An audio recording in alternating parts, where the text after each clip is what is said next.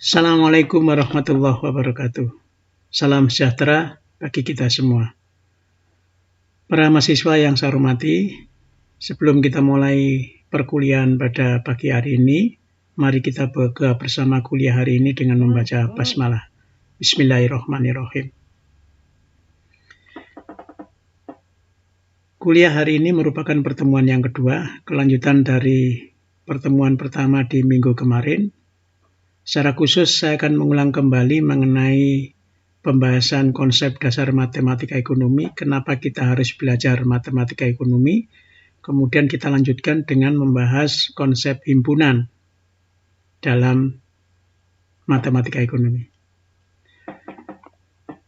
Yang pertama, kita akan mengulang kembali kenapa kita harus belajar matematika ekonomi. Atau pertanyaannya, secara dasar, apakah matematika itu? Matematika itu berasal dari kata matein yang artinya mempelajari atau belajar. Dengan mempelajari matematika, seseorang itu akan terbiasa mengatur jalan pemikirannya secara sistematis. Jadi matematika itu sebenarnya merupakan sarana pendekatan untuk sebuah analisis. Dengan mempelajari matematika, maka seseorang itu akan diarahkan untuk membuat sebuah kesimpulan dalam waktu yang tidak terlalu lama. Kemudian apa pentingnya matematika? Saya mengatakan bahwa matematika itu merupakan sesuatu hal yang paling penting.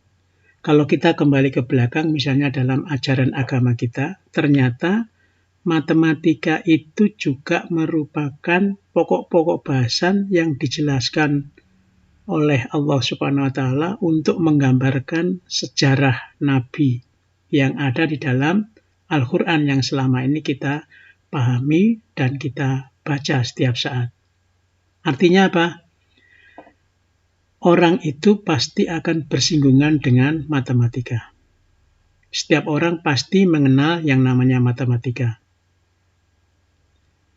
Dalam konteks dasar, matematika ini sebenarnya adalah pengetahuan yang paling banyak membahas tentang angka dan bilangan. Meskipun demikian, kita menyadari bahwa bisa jadi matematika itu tidak akan disukai oleh banyak orang.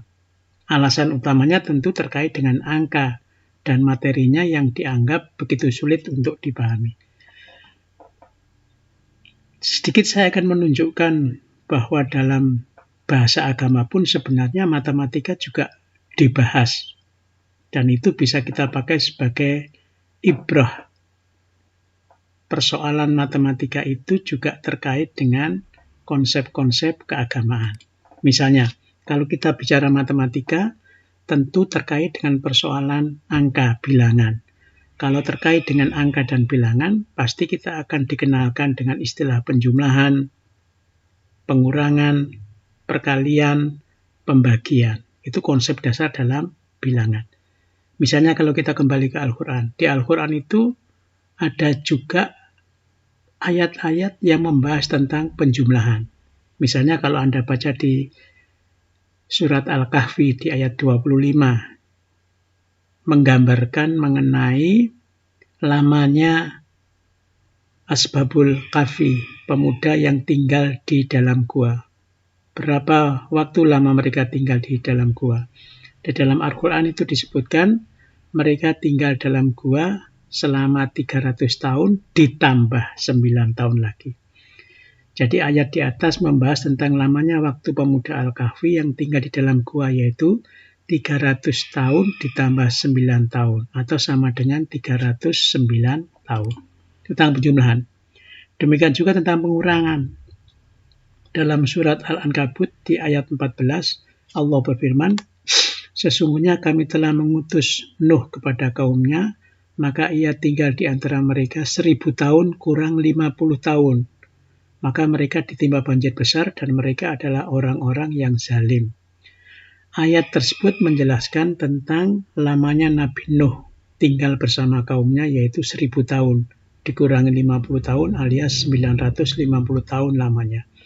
Dalam beberapa tafsiran 950 tahun itu menunjukkan usia dari Nabi Nuh. Tentang pengurahan, tentang pengkalian, ada juga beberapa ayat yang menunjukkan konsep pengkali lipatan. Misalnya dalam surat An-Nur, ya.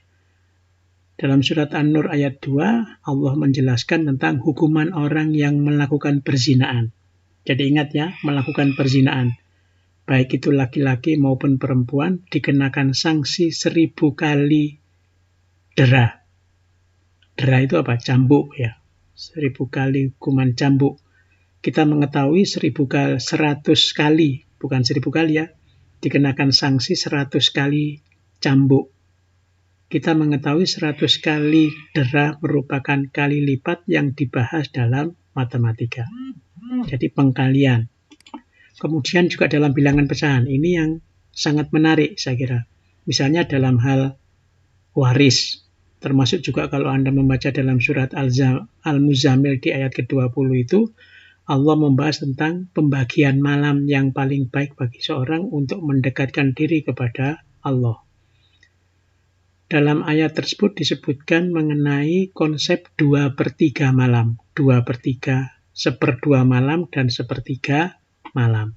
Jadi konsep bilangan pecah. Kemudian dalam surat yang lain, Al-Quran juga membahas tentang bilangan genap dan bilangan ganjil. Dalam surat Al-Fajr ayat 3, Allah berfirman, dan yang genap dan yang ganjil. Kemudian dalam surat Al-Qadar ayat 3 misalnya, bilangan genap 1000 bulan yang disebut dalam ayat tersebut menunjukkan sebuah keutamaan. Sedangkan bilangan ganjil disebutkan juga dalam surat Hud ayat 65. Bilangan ganjil seperti 3 hari yang disebutkan dalam surat Hud ayat 65. Mereka membunuh unta itu, maka berkata Saleh, bersukarialah kamu sekalian di rumahmu selama 3 hari. Itu adalah janji yang tidak dapat didustakan. 3 hari dalam bilangan hari, dalam bilangan angka itu sama dengan bilangan ganjil. Jadi ini menunjukkan bahwa dalam agama pun sebenarnya konsep matematika itu juga banyak dibahas. Selain itu nanti Anda bisa menggali lebih lanjut berkaitan dengan konsep-konsep matematika dalam bahasan agama. Dalam hal ini adalah agama Islam, yaitu Al-Quran. Sekarang kita kembali lagi dalam konteks matematika. Apa sih beda antara matematika murni dan matematika terapan? Matematika ekonomi itu masuk dalam kategori matematika terapan. Matematika itu kita ketahui adalah sebuah cabang logika dengan kerangka sistematis untuk mempelajari hubungan kualitatif antar variabel. Itu konsep matematika secara umum. Yang disebut dengan matematika murni biasanya menggunakan simbol-simbol yang umum digunakan. Dalam bentuk persamaan atau fungsi nanti kita bahas simbol yang digunakan X, Y, dan Z. Atau bisa P, H, R, dan seterusnya. Tetapi kalau dalam matematika ekonomi atau kita sebut dengan matematika terapan, itu sesuai dengan variabel ekonomi yang digunakan. Misalnya, kalau kita berbicara mengenai harga, maka dilambangkan dengan P, price. Kalau kuantitas, itu dilambangkan dengan Q, quantity. Kalau berbicara mengenai biaya, dilambangkan dengan cost, C. Kalau saving tabungan dengan S. Kalau consumption dengan C, dan lain sebagainya. Jadi sesuai dengan konteks pembicaraannya. Nah, sekarang kita kembali lagi dalam konteks awal, karena ini berkaitan dengan konsep ekonomi. Yang dimaksud dengan ekonomi itu apa? Economics itu sebagai bagian dari ilmu berasal dari kata oikos dan nomos. Ekonomi pengertiannya. Berarti keluarga, nomos itu peraturan. Secara garis besar diartikan sebagai aturan rumah tangga atau manajemen rumah tangga. Sementara itu yang disebut dengan ekonomis itu adalah orang yang menggunakan konsep ekonomi dan data dalam bekerja. Jadi memadukan antara matematika dan ekonomi. Sekarang pertanyaannya, kenapa kita harus belajar matematika ekonomi? Yang pertama, ekonomis itu sebenarnya adalah ilmu eksakta dalam mempelajari ilmu ekonomi, maka kita memerlukan sebuah analisis. Analisisnya bisa bersifat kualitatif, bisa bersifat kuantitatif. Kalau bersifat kuantitatif, maka salah satunya menggunakan matematika. Jadi matematika dalam hal ini, matematika ekonomi itu sebagai dasar dalam analisis ekonomi. Ya. Dalam mempelajari matematika ekonomi, nanti kita dikenalkan hubungan antara teori ekonomi, matematika, ekonometrika, dan statistika.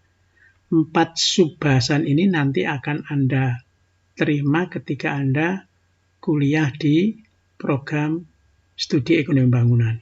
Ya. Apa perbedaan antara keempat pendekatan ini? Kalau dalam ekonomi, ilmu ekonomi, itu umumnya bersifat kualitatif, tidak memberikan nilai. Misalnya kalau kita berbicara mengenai hukum permintaan, dengan menggunakan asumsi di luar harga barang tersebut dianggap tetap, maka akan berlaku hukum permintaan. Jika harga barang naik, maka permintaannya akan turun. Itu sifatnya kualitatif. Kalau ahli ekonometrika merumuskan pernyataan tersebut dengan membuat taksiran sesuai dengan model yang dibentuk. Nanti berapa nilai A-nya dan berapa nilai B-nya. A itu merupakan konstantanya, B itu merupakan koefisiennya. Terkait dengan model yang digunakan dalam analisis pasarnya. Kemudian kalau dari ahli matematika, dari pernyataan ekonomi yang sifatnya kualitatif ini dibuat dalam satu bentuk model matematik. Misalnya, Q sama dengan A min BP. Artinya jika harga barang naik, maka kuantiti yang diminta akan turun. Koefisien regresnya itu negatif. Ini adalah model matematika untuk membuat model kualitatif dalam ilmu ekonomi. Kalau statistika itu umumnya adalah menyajikan data. Data digunakan untuk menaksir nilai koefisien variabel. Ya, selanjutnya, kalau kita belajar matematika ekonomi, sebenarnya konteksnya tidak terlepas dari 3 hal. Aljabar, kalkulus, dan matrik.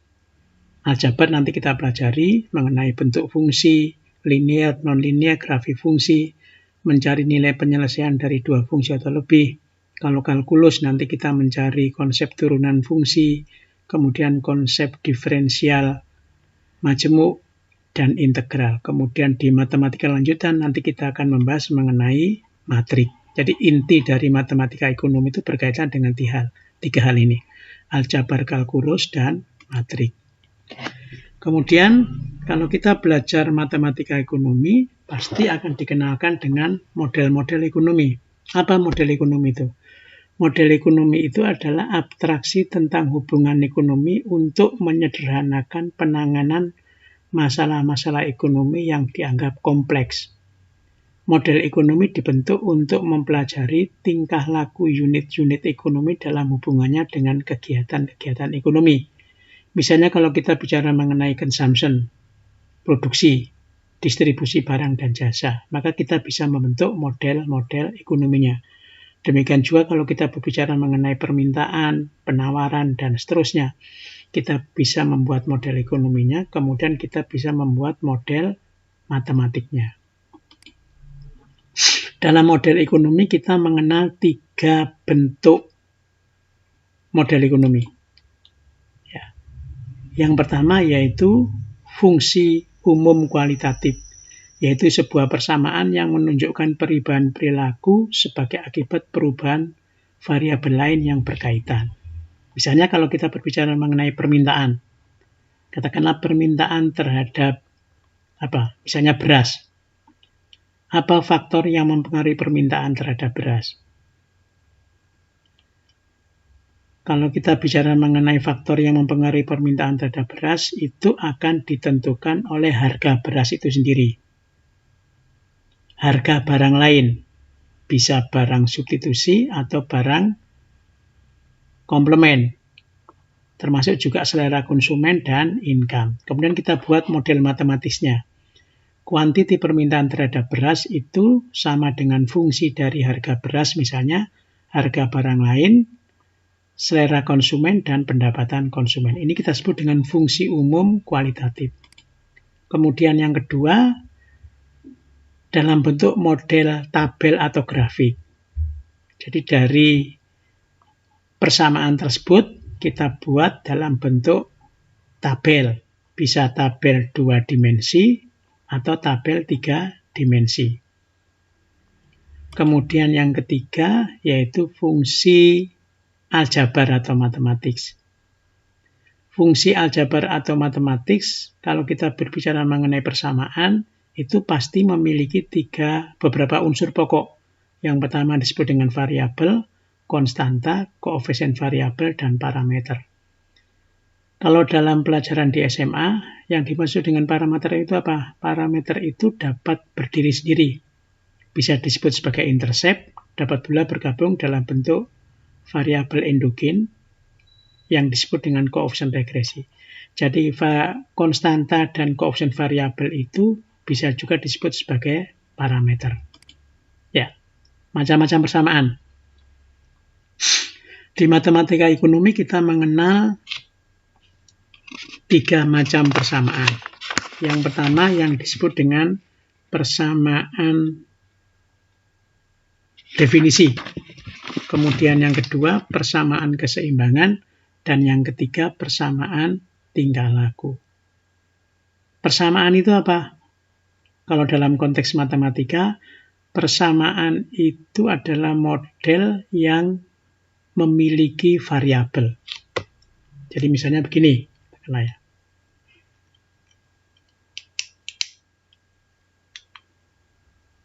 Ini namanya persamaan. 2x min 10 sama dengan 20. Ini namanya persamaan. Memiliki variabel. Dalam model ini memiliki variabel x. Tetapi kalau 2 plus 3 sama dengan 5, ini disebut dengan kesamaan. Nah, persamaan yang memiliki lebih dari satu variabel, ini, kalau ini memiliki lebih dari satu variabel, maka disebut dengan fungsi.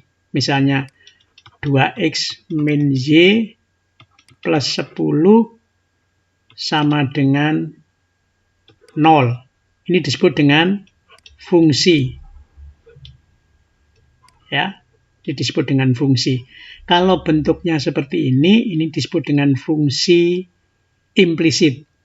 Fungsi implisit itu adalah sebuah fungsi di mana dalam fungsi tersebut belum dapat dibedakan secara jelas mana variabel bebas, mana variabel terikatnya. Kalau kita ingin membedakan secara jelas, maka fungsi implisit ini kita rubah menjadi fungsi eksplisit.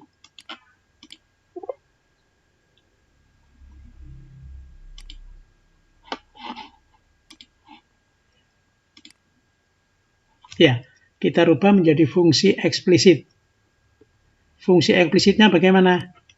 Kita rubah misalnya, kita rubah menjadi bentuk xy. 2x sama dengan y plus 10. X sama dengan setengah y plus 5. Nah, ini bedanya antara fungsi yang pertama dengan fungsi yang kedua. Bedanya apa?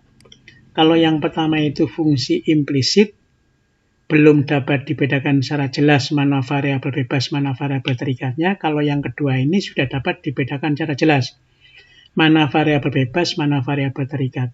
Dalam sebuah persamaan pasti memiliki variabel, koefisien variabel, dan konstanta. Ini yang disebut dengan variabel, X ini variabel terikat.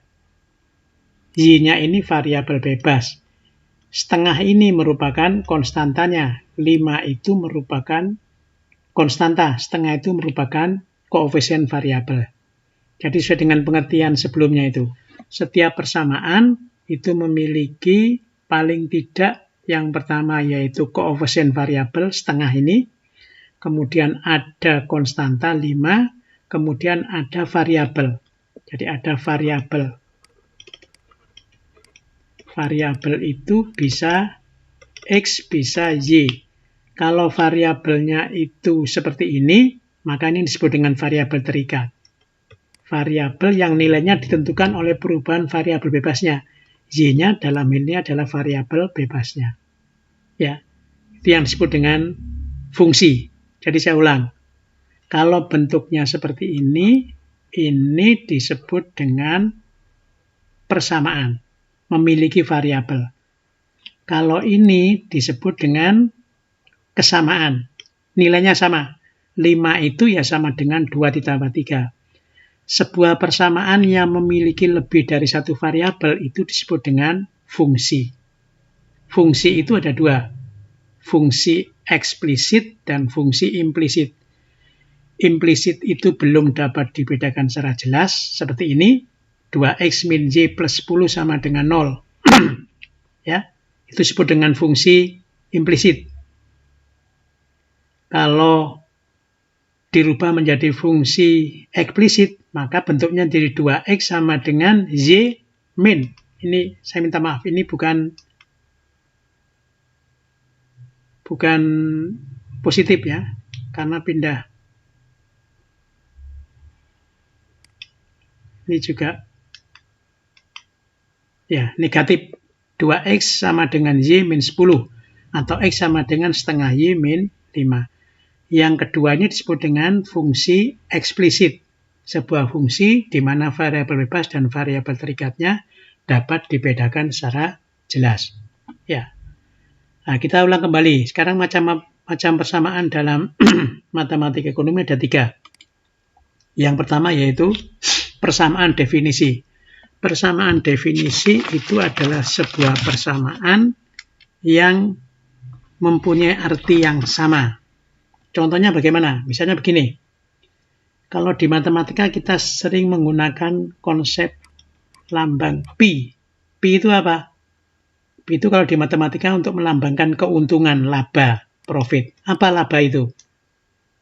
Kalau Anda pernah berjualan barang, yang dimaksud dengan laba itu adalah selisih antara besarnya penerimaan total revenue TR dengan biaya yang dikeluarkan untuk memperoleh atau menghasilkan barang tersebut. Itu yang disebut dengan laba.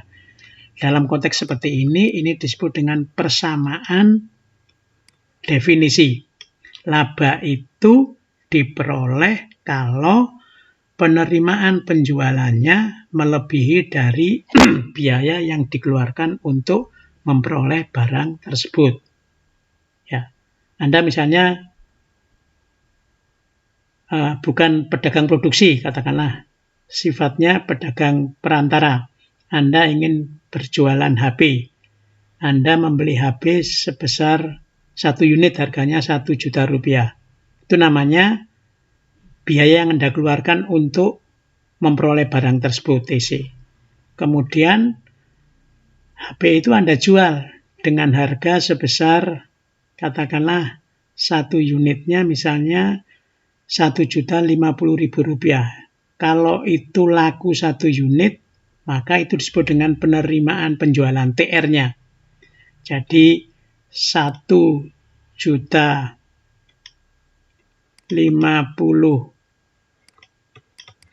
misalnya ini dikurangi dengan biaya perolehannya 1 juta rupiah. Maka keuntungan yang Anda peroleh adalah 50.000 rupiah. Ya, secara gampangnya seperti ini. Ini yang disebut dengan keuntungan.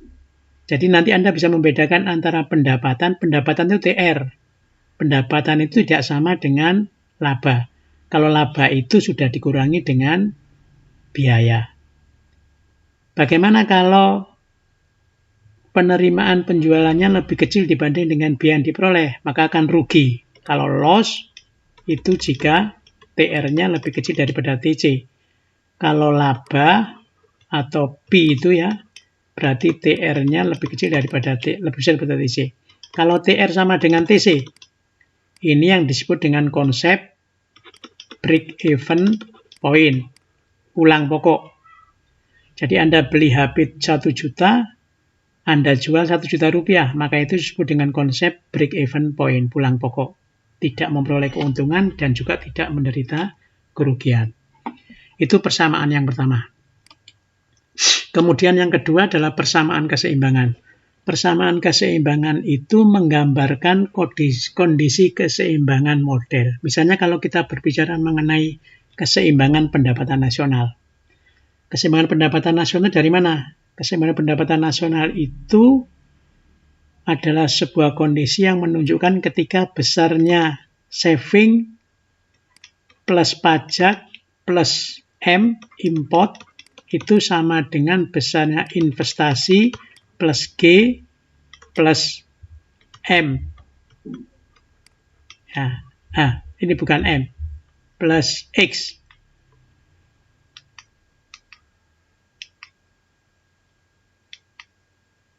Ya, ini X. Ini X itu ekspor, kalau ini M itu import.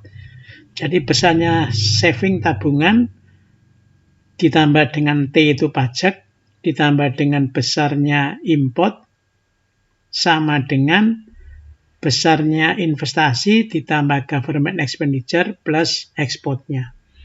Itu yang disebut dengan keseimbangan pendapatan nasional. Jadi agregat expenditure sama dengan injectionnya. Injectionnya dari mana? Dari investasi, government expenditure plus ekspor. Ya, itu namanya persamaan keseimbangan. Kemudian yang ketiga yaitu persamaan tingkah laku. Menunjukkan hubungan tingkah laku antara variabel akibat perubahan variabel yang lain. Ya, menunjukkan hubungan tingkah laku antara variabel sebagai akibat perubahan variabel yang lain. Ya. Misalnya kalau kita berbicara mengenai fungsi permintaan, kita kembali lagi ke konsep awal. Fungsi permintaan. Demand function. Misalnya he sama dengan berapa katakanlah? 90 min setengah P. Ini menunjukkan persamaan tingkah laku. Artinya apa? Perubahan dari kuantiti demand barang tersebut dipengaruhi oleh perubahan harga barangnya. Kalau harga barangnya naik, misalnya dari 100 ke 120, maka kuantiti barang yang diminta pasti akan mengalami penurunan. Jadi H-nya itu nanti akan ditentukan oleh perubahan daripada P-nya. Itu kalau dalam matematika terapan. Ini disebut dengan persamaan tingkah laku. Ya, jadi yang penting itu dalam konsep matematika, maka kita harus memahami apa yang disebut dengan persamaan, apa yang disebut dengan fungsi. Contoh paling gampang misalnya ya, saya berikan contoh misalnya ini. Kita ingin menyelesaikan satu bentuk kasus secara umum. Misalnya, ada seorang mahasiswa belajar makroekonomi. Dia menghitung keseimbangan di pasar uang dan pasar barang yang tercermin dari kurva IS dan LM. Kurva IS itu adalah kurva yang menggambarkan keseimbangan antara pendapatan nasional Y dan tingkat bunga I di pasar barang. Keseimbangan di pasar barang itu ditunjukkan oleh kurva IS. Kalau LM itu adalah kurva yang menunjukkan keseimbangan di pasar barang. Ya. Kurva yang menggambarkan keseimbangan antara pendapatan nasional dan tingkat bunga pada pasar liquidity money, pasar uang. Kalau IS itu pasar barang ya. Keseimbangan di pasar barang dan keseimbangan di pasar uang. Misalnya keseimbangan di pasar barang ditunjukkan oleh persamaan 0,6Y. Y ini adalah besarnya pendapatan nasional plus 200I min 504 sama dengan 0. Keseimbangan di pasar uang 0,5Y min 400I ya. Anda diminta untuk menentukan besarnya pendapatan nasional dalam satuan triliun rupiah dan tingkat bunganya berapa dalam persen. Kalau kita selesaikan bagaimana? Ya. Kalau modelnya seperti ini kita sebut dengan fungsi apa tadi? Fungsi implisit. Maka untuk menyelesaikan persamaannya, fungsi implisit ini harus kita rubah menjadi bentuk fungsi eksplisit. Ya. Atau kita selesaikan secara umum dengan menggunakan model persamaan. Bisa substitusi, bisa eliminasi. Jadi kita buat dalam bentuk persamaan, ya, persamaan misalnya 0,6Y plus 200I. Ini saya minta maaf agak tidak begitu bagus ya. Yang ini kita pindah menjadi ruas kanan, positif 504. Kemudian yang keseimbangan di pasar uang 0,5Y min 400I sama dengan 352. Ya. Kalau Anda ingin menyelesaikan dengan menggunakan model persamaan biasa, ini bisa Anda kalikan dengan 2, ini Anda kalikan dengan berapa?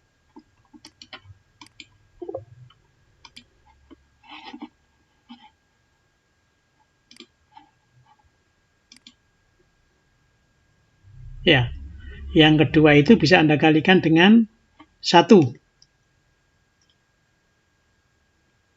Ini Anda kalikan dengan 1. Sehingga jadi berapa ini? 1,2Y plus 400I sama dengan berapa? 1008. Yang ini tetap kan ya? 0,5Y min 400I sama dengan 352. Sudah, nanti Anda tambahkan supaya menghilangkan ini. Ini berarti berapa? 1,7Y sama dengan berapa? 0,531. Sehingga Y-nya ketemu berapa? 1350 dibagi dengan 1,7. Y-nya ketemu, misalnya ketemu 800 ya. Kalau Y-nya ketemu 800, nanti tinggal Anda masukkan ke persamaan ini untuk mencari I-nya. Ya, dalam bentuk persen. Kalau Y-nya ini dalam bentuk triliun rupiah, 800 triliun misalnya, I-nya dalam bentuk persen. Kalau dalam bentuk persen berarti Anda kalikan dengan 100. Ya, ini menyelesaikan salah satu bentuk persamaan. Atau contoh yang lain misalnya ini. Nanti Anda kerjakan sendiri. Ya. Ada seorang bapak yang ingin membagi warisannya pada 3 orang anaknya. Berupa 17 ekor sapi limosin. Sapi limosin dari Australia. Sesuai dengan hukum adat yang berlaku di daerah tersebut, masing-masing anak menyepakati dengan pembagian yang berbeda. Ini hukum adat ya. Anak yang pertama dapat setengah, anak yang kedua dapat sepertiga, anak yang ketiga dapat 1/9. Kata anggap ini pembagian yang adil. Bagaimana Anda menyelesaikan kasus tersebut? Yang perlu diingat, kalau kita berbicara fungsi, fungsi itu ada 2. Yang pertama yaitu fungsi diskrit, yang kedua ada fungsi atau variabel ya. Ada, ini bukan fungsi tapi variabel. Ada variabel diskrit, ada variabel continuous. Variabel itu sapi itu bisa variabel ya. Manusia itu variabel. Ya. Sapi dalam hal ini kita anggap sebagai variabel. Variabel diskrit itu variabel yang harus dinyatakan dalam bentuk bilangan bulat. Kalau kita menghitung seperti ini, maka ini konsepnya adalah diskrit. Harus dalam bentuk bilangan bulat. Karena tidak ada sapi 1,3. Ya, tidak ada. Harus dibulatkan. Sesuai dengan kesepakatan. Perhitungan sapi manusia itu harus dalam bentuk bilangan bulat. Kemudian yang kedua, variabel continuous. Dirupakan dalam bentuk pecahan. Menghitung waktu itu pecahan. Menghitung tingkat bunga pecahan. Tidak boleh dibulatkan. Waktu misalnya 1,213 tidak boleh dibulatkan menjadi 1,2 karena selisih 0,1 dalam hitung-hitungan tertentu itu akan sangat berpengaruh. Misalnya kita menghitung kecepatan pelari. Kalau 1,23 dibulatkan menjadi 1,2 itu selisihnya akan tinggi. Ya. menghitung kecepatan Formula One tidak boleh dibulatkan, tapi menghitung sapi, menghitung jumlah manusia itu bisa dibulatkan karena sifatnya adalah diskrit. Nah, dalam kasus seperti ini, coba nanti Anda kerjakan ya, sambil mengerjakan. Berapa pembagian yang diperoleh oleh masing-masing anak? Kalau sapinya hanya 17. Banyak cara ya, yang penting hasilnya harus diskrit, bulat. Ya, tergantung nanti Anda melogikakannya. Caranya bagaimana? Kalau dibulatkan, maka persetujuan awalnya adalah pembulatan. Kalau tujuan awalnya tidak boleh dibulatkan, maka Anda harus mencari cara yang lain. Sehingga yang diperoleh nanti hasilnya adalah bilangan bulat. Ya, ini Anda kerjakan, nanti minggu depan akan kita bahas untuk refresh kembali. Ini konsep pembagian, ya. Kalau di agama kita yang paling kita kenal itu kan pembagian waris, kaitan antara hak laki-laki dan hak perempuan. Kalau laki-laki dalam Islam itu umumnya mendapat berapa? Kalau laki-laki itu mendapatkan setengah, atau ini L, ini P.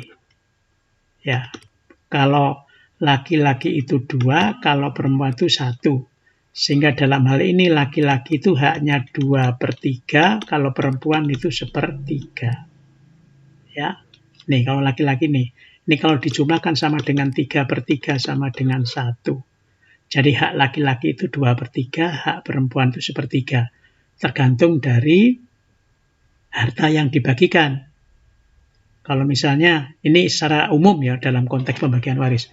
Kalau dia punya anak 2 laki-laki, 1 perempuan, ya yang laki-laki itu memperoleh hak 2/3, yang perempuan itu memperoleh hak 1/3.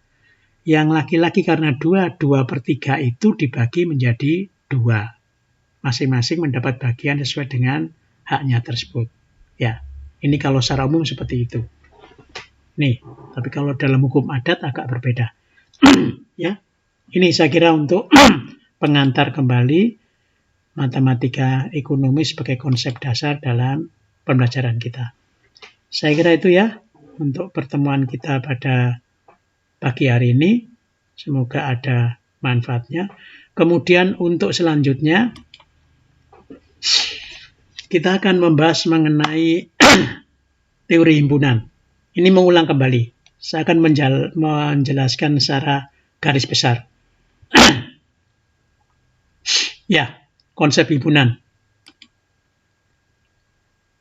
Udah ya, kita masuk kembali ke materi himpunan. Himpunan itu apa? Himpunan atau set. Himpunan itu adalah kumpulan objek yang berbeda dan dapat dibedakan secara jelas. Ya, ini terminologi pertama. Karena nanti ada yang disebut dengan himpunan fusi. Itu agak berbeda sedikit, tapi tidak kita bahas. Kalau dalam konteks kita yang disebut dengan himpunan itu adalah objek yang dapat dibedakan secara jelas. Ya, orang yang mempunyai berat badan antara 40 sampai 80 kg. Dapat dibedakan secara jelas. Himpunan mahasiswa pandai itu bukan himpunan. Karena pandai itu ukurannya berapa? Ya, himpunan mahasiswa yang berbaju kotak-kotak misalnya, itu namanya himpunan. Himpunan mahasiswa yang berasal dari Kabupaten Tuban, itu namanya himpunan. Ya. Setiap anggota dalam himpunan itu disebut dengan anggota himpunan atau elemen atau unsur. Bagaimana cara menyajikan himpunan? Cara menyajikan himpunan itu ada beberapa bentuk dengan menggunakan cara enumerasi, notasi pembentuk himpunan, atau dalam bentuk diagram Venn. Biasanya kalau kita menulis himpunan itu dimulai dengan tanda kurung. Misalnya himpunan A itu diawali dengan tanda kurung seperti ini. Ya, himpunan A kalau dalam konteks enumerasi misalnya himpunan A itu adalah sebuah himpunan yang anggotanya bilangan prima antar yang di bawah lebih kecil dari 10. Berarti berapa? 2, 3, 7 ini. Ya, jadi ada tanda kurung awal, tanda kurung penutup. Itu cara menulis himpunan. Ya, umumnya seperti ini. Nah, sekarang kita lihat untuk cara enumerasi. Misalnya begini. Enumerasi itu maksudnya adalah mendaftar semua anggota himpunan. Misalnya begini. Himpunan 6 bilangan genap positif pertama. Ya, bisa kita tulis bagaimana? Misalnya A adalah himpunan 6 bilangan genap pertama. Berapa?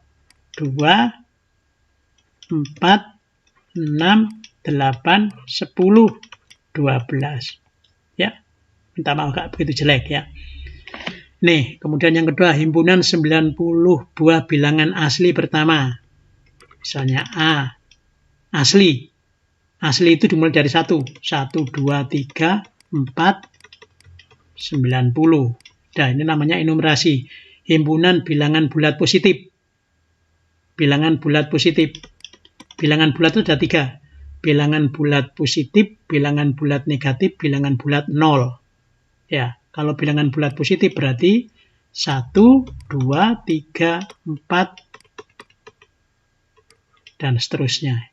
Ya, ini contoh menulis himpunan dengan menggunakan cara enumerasi. Mendaftar semua anggota himpunan. Kemudian yang kedua, notasi pembentuk himpunan. Ya, misalnya himpunan bilangan bulat positif yang lebih kecil dari 7. A kita tulis dengan X, di mana X adalah bilangan bulat positif lebih kecil dari 7. Bisa seperti ini, pembentuk himpunan. Kalau kita ingin lebih ringkas menjadi A adalah sebuah himpunan yang anggota himpunannya bilangan X, di mana X itu adalah anggota dari bilangan bulat positif yang lebih kecil dari 7. P ini mencerminkan ini. Atau X lebih kecil daripada 7.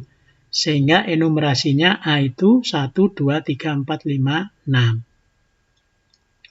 Itu notasi pembentuk himpunan. Kemudian yang ketiga dinyatakan dalam bentuk diagram Venn. Ya. Dalam bentuk diagram Venn kita akan mengenal istilah himpunan semesta. Himpunan semesta itu melingkupi dari semua anggota himpunan. Misalnya himpunan semestanya bilangan 1, 2, sampai 8. A-nya 1, 2, 3, 5, B-nya 2, 5, 6, 8. Maka bentuk diagram Venn-nya adalah seperti ini. Ini himpunan A, ini himpunan B. Ini adalah semesta himpunannya. Jadi semua elemen anggota himpunan A dan anggota himpunan B itu merupakan himpunan semestanya. Jadi kalau digambar dalam bentuk diagram Venn seperti ini, nanti kita bahas. Ada anggota himpunan A yang juga merupakan anggota himpunan B yang di tengah ini. Yang di tengah ini, ya ini yang kita sebut dengan apa? Kalau kita mengawal lebih lanjut, ini yang kita sebut dengan irisan himpunan A interseksi B. Anggota himpunan yang juga merupakan anggota himpunan kedua himpunan tersebut. Kalau 1, 3, 8, 6, ya misalnya ini. Kalau yang hanya ini apa ini? Anggota himpunan A yang tidak menjadi anggota himpunan B. Ini bisa A selisih B. Nanti kita bahas. Kalau 7 dan 4 ini itu bisa apa? Bisa A komplement. A komplement. Bisa B komplement. Nah, nanti kita bahas. Ya, ini diagram Venn. Kemudian kita juga dikenakan dengan istilah kardinalitas. Kardinalitas itu apa? Jumlah elemen dalam sebuah himpunan. Itu disebut dengan kardinal. Kardinal dari himpunan A. Notasinya adalah NA atau A kurawal seperti ini. Nanti agak sama dengan tanda diskriminan kalau kita bahas di matrik ya. Ini, contoh begini. B sama dengan sebuah himpunan yang anggotanya himpunan X, di mana X merupakan bilangan prima yang lebih kecil dari 20. Ya, kalau kita tulis bilangan prima yang lebih kecil dari 20, 2, 3, 5, 7, 11, 13, 17, 19. Bilangan prima itu adalah sebuah bilangan yang habis dibagi oleh bilangan tersebut. 2 merupakan bilangan prima. Ya. Sehingga kardinalnya itu sama dengan 8. Jumlah elemen dalam himpunan tersebut 8. Ya. Kemudian ada yang disebut dengan himpunan bagian, subset. Subset itu adalah himpunan A, misalnya dikatakan himpunan bagian dari himpunan B jika dan hanya setiap elemen A merupakan elemen dari B. Notasinya seperti ini. A himpunan bagian daripada B. Kalau B ini merupakan superset dari A, melingkupi. Ya. Jadi subset nanti dinyatakan dalam bentuk seperti ini. Subset. Ya, subset. Kalau melingkupi seperti ini. A subset dari B. Jadi kalau digambar dalam bentuk diagram Venn, A ini merupakan bagian dari B. Atau mengandung ya, B mengandung A. Itu namanya superset. B melingkupi A. Ya, melingkupi A. Dalam bentuk diagram Venn seperti ini. Itu himpunan bagian, subset. Misalnya ini ya, contoh 023 itu merupakan himpunan bagian dari 02345. Atau 345 itu merupakan himpunan bagian dari 345. Sama ini.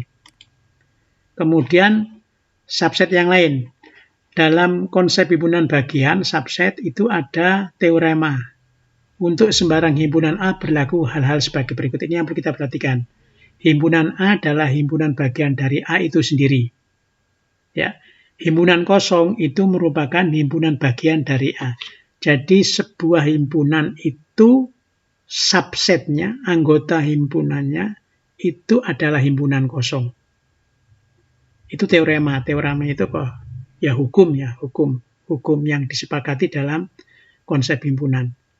Jadi orang itu tidak bisa berdiri sendiri. Ya, orang itu bukan satu. Tapi pada setiap diri seseorang itu ada himpunan lain yang kita sebut dengan himpunan kosong. Jadi keberadaan saya sebagai seorang manusia yang sendiri ini sebenarnya bukan satu. Tetapi ada himpunan lain yang disebut dengan himpunan kosong. Sehingga satu itu 2 pangkat 0 itu sama dengan ya 2 pangkat 1 sama dengan 2. Jadi tidak berdiri sendiri, artinya begitu ya. Tidak berdiri sendiri. Itu nanti berkaitan dengan subhimpunan bagian, himpunan kuasa, nanti himpunan kuasa. Itu dalam bahasa agama juga seperti itu. Kalau ada orang berdua, pasti ada ketiganya. Nah, ketiganya ini disebut dengan himpunan kosong. Kalau dalam bahasa agama, kalau ada orang berdua, pasti ada orang ketiganya. Ketiganya siapa? Ya Tuhan itu. Ya, ini konsep matematika dikaitkan dengan konsep agama.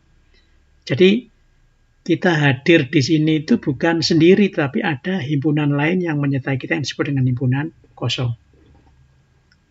Kuasa himpunan, nanti kita bahas sedikit. Ya.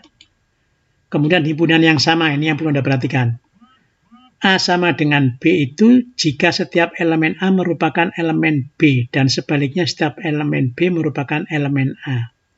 A sama dengan B jika A adalah himpunan bagian dari B dan B adalah himpunan bagian dari A. Jika tidak demikian maka A tidak sama dengan B. Jadi A sama dengan B itu artinya A merupakan himpunan bagian daripada B dan B juga merupakan himpunan bagian dari A. Contohnya seperti ini. Katakanlah ya, jika A 1, 2, 3, 1, 2, 3, 2, ya, B-nya 2, 1, 3, jadi ini ya, ini 1, 2, 3, 2 anggota himpunannya, dan B 2, 1, 3, maka kita mengatakan bahwa A ini sama dengan B. Ya, karena anggota himpunan di A ini sama dengan anggota himpunan di B.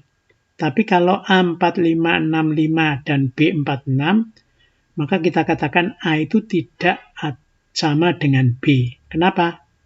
Karena anggota himpunan A ini ada yang tidak menjadi anggota himpunan B, yaitu 5. Ya, 5 ini tidak ada di B, sehingga A tidak sama dengan B. Meskipun kardinalnya berbeda, tetapi elemennya sama. Ini elemennya 1, 2, 3. 1, 2, 3. Kalau ini kan 2, 1, 3. Sama. A sama dengan B, kalau ini A tidak sama dengan B. Ini kalau hubungan antara 3 himpunan. Akan berlaku aksioma sebagai berikut. Ya. Nih. Himpunan yang sama itu sedikit berbeda dengan himpunan yang ekivalen. Kalau ekivalen itu apa? Himpunan A dikatakan ekivalen dengan himpunan B jika dan hanya kardinal dari kedua himpunan tersebut sama. Jadi kita melihat dari jumlah kardinalnya, anggota himpunannya. Notasinya adalah ini. A ekivalen dengan B, itu misalnya begini. Katakanlah A 2, 3, 4, 5, B, D, E, F, G. Maka kita mengatakan A itu ekivalen dengan B. Karena kardinalnya sama. Ya, NA-nya adalah ini.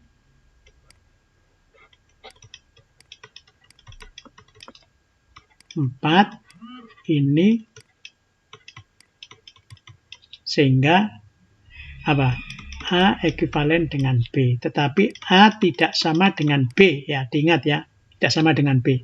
Kalau kardinal ekivalen sama berdasarkan kardinalnya, jumlah anggota himpunannya. Ya. Kemudian himpunan saling lepas. Himpunan saling lepas atau disjoint dikatakan saling lepas kalau keduanya tidak memiliki elemen yang sama. Notasinya A disjoint. Jadi A ini disjoint, saling lepas. Dalam bentuk diagram Venn seperti ini. Katakanlah jika A itu adalah bilangan bulat positif di mana X-nya itu lebih kecil daripada 8. Kalau ini kan bisa kita tulis apa ini? Berarti A sama dengan positif. 1, 2, 3, 4, 5, 6, 7, 8. Ya, bilangan-bilangan positif. 8 tidak masuk.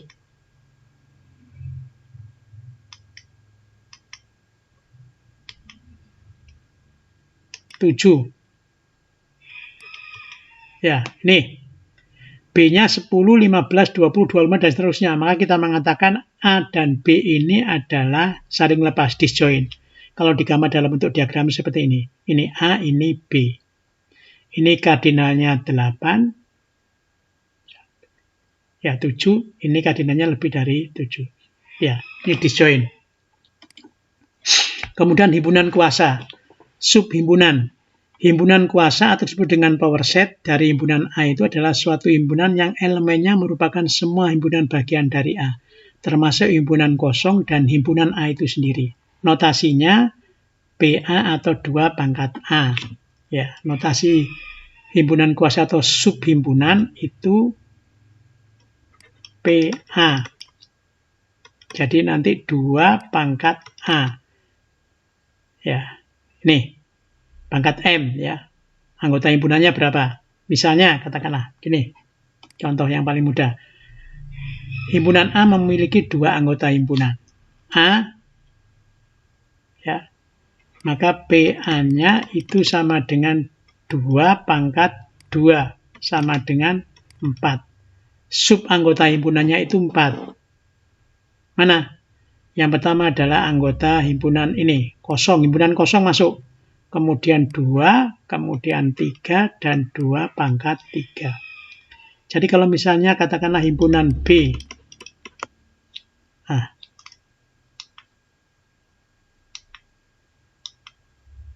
B katakanlah ya, misalnya B. Katakanlah 1, 2, 3. Sub anggota himpunannya berapa katakanlah? Maka PB-nya sama dengan 2 pangkat 3. 2 kali 2 kali 2 sama dengan 4 kali 2, 8. Sub anggota himpunannya sama dengan 8. Berapa? Ya Anda susun aja misalnya ini. Sub anggota himpunannya yang pertama kan bilangan kosong. Ya. Nih, kemudian yang kedua berapa? 1 pasti, yang kedua 2, yang ketiga 3, yang keempat 1 dan yang kelima ya, 1 dan 2. Kemudian 1 dan 3. Kemudian berapa lagi? 2 dan 3. Kemudian yang terakhir 1, 2, 3, 4, 5, 6, 7, 1, 2, 3. Ya, ada 8. Itu namanya himpunan kuasa, sub anggota himpunannya. Tinggal Anda pakai ini aja. Sehingga berapapun jumlah, misalnya katakanlah himpunan A, katakanlah 2, 4, 6, 8, 9. Kalau Anda ditanya sub anggota himpunannya berapa? Berarti PA-nya sama dengan 2 pangkat 5. 2 kali 2 kali 2 kali 2 kali 2. Ya. Ya, sudah Anda kalikan berapa nih? 4, 16 kali 2, 32 nanti. Ya. 32. Anggota himpunan, sub anggota himpunannya. Ya, itu namanya himpunan kuasa. Kemudian operasi terhadap himpunan. Operasi terhadap himpunan itu ada irisan himpunan. Saya sedikit singgung di depan tadi itu, intersection. Ini ya, A interseksi B, gambarnya seperti ini. Artinya yang diarsir ini merupakan anggota himpunan A dan juga anggota himpunan B. Misalnya ini, jika A4 interseksi himpunannya berapa? Ya, berarti ya kita tulis A interseksi B berapa ini? Berarti 8 dan 20. Ya. Karena 8 ini juga anggota himpunan A dan juga anggota himpunan B. Ini interseksinya. Ya, tinggal nanti Anda gambar dalam bentuk diagram Venn. Ini saya kira juga sama. Kalau ini 1, 2, 3, 4, 5. Berarti himpunan kosong ya. Kalau seperti ini maka kita mengatakan A interseksi B sama dengan ya, himpunan kosong. Kemudian himpunan gabungan union. A gabungan B itu sama dengan X elemen A atau X elemen B yang diarsir ini. Yang diarsir secara keseluruhan. Ya, yang diarsir secara keseluruhan. Yang diarsir secara keseluruhan. Itu gabungan, union. Kemudian contoh ini ya, 0, 2, 3, 5, 5, 7, 9. A gabungannya berapa? A gabungan B. Ini minta maaf, Kak jelek ya. 0, 2, 3, 5, 7, 9. Saya kira mudah ini ya. Ini gabungan. Kemudian komplement. Komplement itu apa? Notasinya A bar ini ya. Kalau di statistik ini rata-rata menunjukkan. Ini komplement. A adalah sebuah himpunan yang anggota himpunannya itu adalah bukan anggota himpunan A. Jadi ini. Jadi kalau ini A, komplement A-nya itu ada di sini. Ini komplement A-nya. Ya, ini yang diarsir itu adalah komplement A. Misalnya ini, contoh. Ini himpunan semestanya 1, 2, 3, 4, 5, 6, 7, 8, sampai 11. Jika A-nya 1, 3, 7, maka A komplementnya adalah di luar anggota himpunan A ini yang merupakan anggota himpunan semestanya. 2, 4, 6, 5, 6, 8, 11. Ya, itu komplement himpunan. Kemudian selisih, difference. Notasinya A selisih B. A selisih B adalah himpunan X, di mana X elemen A dan X bukan elemen B. Atau A interseksi B komplement. Jadi yang diarsir ini. Yang diarsir ini sama dengan, ya, yang diarsir itu sama dengan A interseksi B komplement. Atau ini bisa saja sama dengan A selisih B. Ya, bisa dinyatakan dalam dua. Bisa dinyatakan dalam bentuk ini, bisa dinyatakan dalam bentuk A selisih B. Jadi anggota A yang tidak menjadi anggota himpunan B. Ya, contohnya ini. Jika A 1, 2, 3 sampai 10, maka A selisih B-nya berapa? Ya, coba Anda cari. 1, 2, 3, B-nya 2, 4, 6, 8 misalnya. Berarti A selisih B-nya berapa ini? Ya, tugas Anda nanti, gampang ini. Kemudian yang berikutnya adalah beda stangkup, symmetric difference. Beda stangkup adalah suatu himpunan yang anggotanya ada pada himpunan A atau B tetapi tidak pada keduanya. Notasinya plus seperti ini. A beda stangkup dengan B itu sama dengan A gabungan B selisih A interseksi B, atau sama dengan A selisih B gabungan B selisih A. Jadi kalau digambar, beda stangkup A plus B ini yang diarsir ini. Daerah yang diarsir, ini berarti A stangkup B. Ya, Anda bisa menerjemahkan apa kira-kira? Stangkup B.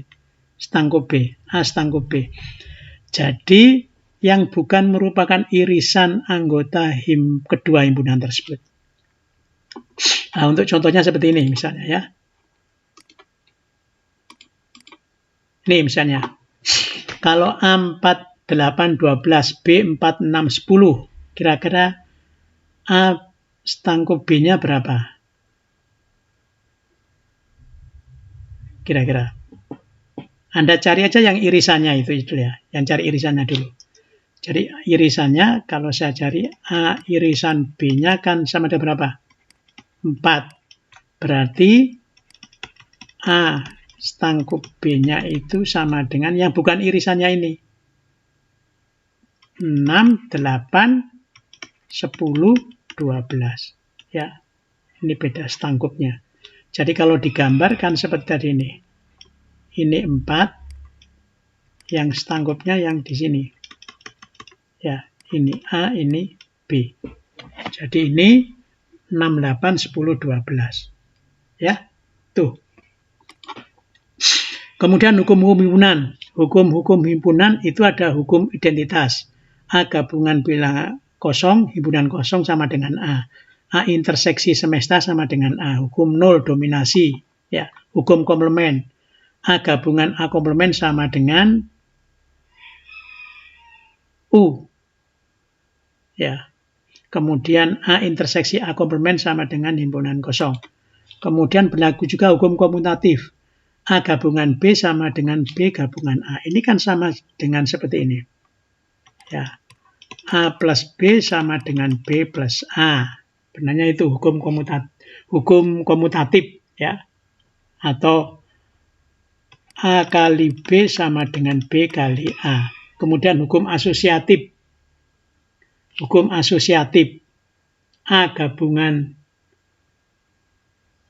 B, A plus B plus C sama dengan A plus B plus C. Atau hukum asosiatif ya. A kali B kali C sama dengan berapa? A kali B kali C. Ini hukum asosiatif. Kemudian hukum himpunan, hukum distributif ini ya. Yang ketiga, hukum distributif.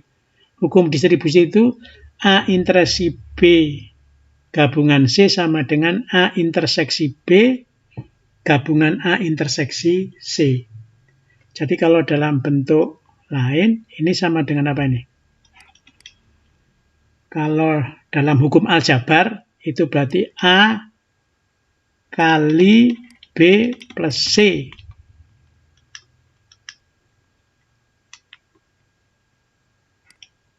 Ya, sama dengan berapa? A kali B plus C. Berarti sama dengan A kali B plus A kali C. Itu namanya hukum aljabarnya. Ya. Hukum himpunan, hukum komutatif, hukum aljabarnya A gabungan interseksi B gabungan C itu kalau dalam bentuk lain ini hasilnya sama antara ruas sebelah kiri dengan ruas sebelah kanan itu hasilnya sama. A gabungan B interseksi B gabungan A interseksi C. Atau dalam hukum aljabarnya seperti ini. A kali B plus C sama dengan A kali B plus A kali C. Jadi menyerupai dengan hukum aljabar. Ya, misalnya begini. Buktikan berlaku hukum distributif untuk persamaan sebagai berikut. Jika A45, B367, C23, apakah juga berlaku pada hukum distributif? Ya, kalau hukum distributif gimana tadi itu? Ya, misalnya begini. Katakanlah kan A interseksi B gabungan A gabungan B interseksi C.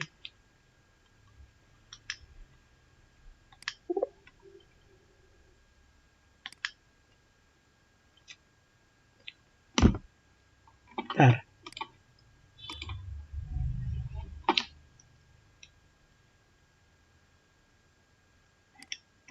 Ini sama dengan apa?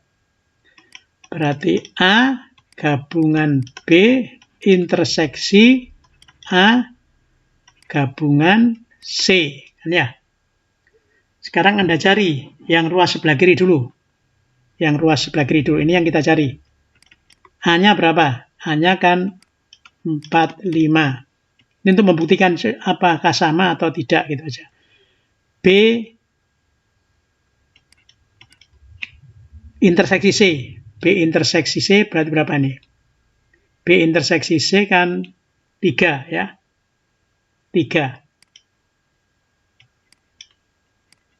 Jadi kalau digabung berapa ini? 3, 4, 5. Sekarang yang ini kita cari satu persatu dulu.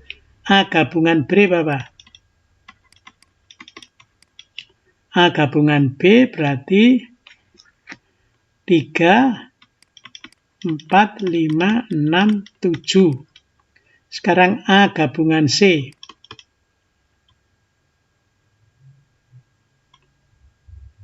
A gabungan C. Sama dengan berapa? 2, 3,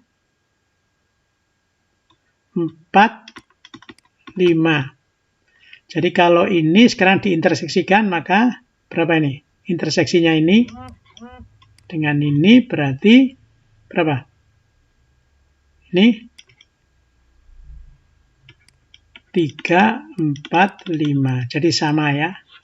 Ini untuk membuktikan aja bahwa ruas sebelah kiri dan ruas sebelah kanan itu sama kalau kita menggunakan hukum distributif. Atau kalau dalam matematika disebut dengan hukum aljabar. Ya, untuk membuktikan aja. Nanti Anda gambar dalam bentuk diagram Venn, daerahnya yang mana. Ya, itu saya kira untuk pertemuan hari ini. Kemudian untuk lebih lanjut, tugas individunya. Tugas individunya Anda kerjakan latihan soal di buku saya. Buku Matematika Ekonomi halaman 8-9, nomor 1 sampai nomor 8. Ya, Anda kerjakan. Kalau Anda tidak memperoleh buku fisiknya, saya minta Anda memperoleh dalam bentuk format e-book. Silakan di-download aplikasinya supaya bisa dibaca. Ya, saya kira itu ya untuk pertemuan hari ini. Selamat belajar, selamat bekerja, semoga bisa bermanfaat. Materi ini nanti akan saya masukkan di ilmu.ummac.id. Ya, silakan nanti ditelaah di ilmu nanti. Termasuk juga tugas yang harus Anda kerjakan di halaman 89, nanti Anda kerjakan secara individu. Saya masukkan di ilmu, tinggal nanti Anda mengupload hasilnya saja. Ya, saya kira itu. Kurang lebihnya saya mohon maaf kalau ada kekurangan. Nanti kita perbaiki pada pertemuan-pertemuan berikutnya. Terima kasih atas perhatiannya. Selamat belajar. Assalamualaikum warahmatullahi wabarakatuh.